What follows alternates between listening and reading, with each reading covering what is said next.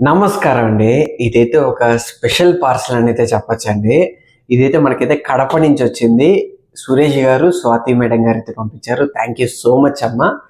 బేసిక్‌గా మనకి ఆఫ్‌లైన్‌లో చాలా మంది కస్టమర్స్ ఉన్నారు. ఇప్పుడు మన ఫ్యామిలీలా అనుకునే వాళ్ళు, మనం వాళ్ళని ఫ్యామిలీలా అనుకునే వాళ్ళు చాలా మంది ఉన్నారు. ఆన్‌లైన్‌లో కూడా అలానే వచ్చింది మనకి దేవుడి దయతో. బేసిక్‌గా ఆన్‌లైన్‌లో ఎప్పుడు కొంటాం? బేసిక్‌గా టైం లేకపోతేనేమో, లేకపోతే మోడల్స్ లేకపోతేనే కొంటాం.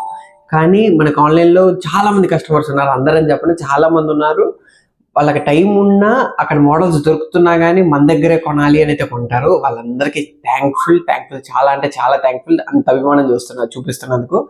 సురేష్ గారు, స్వాతి మేడం గారు కడప నుంచి మన కోసం ఒక స్పెషల్ పార్సెల్ అయితే పంపించారు.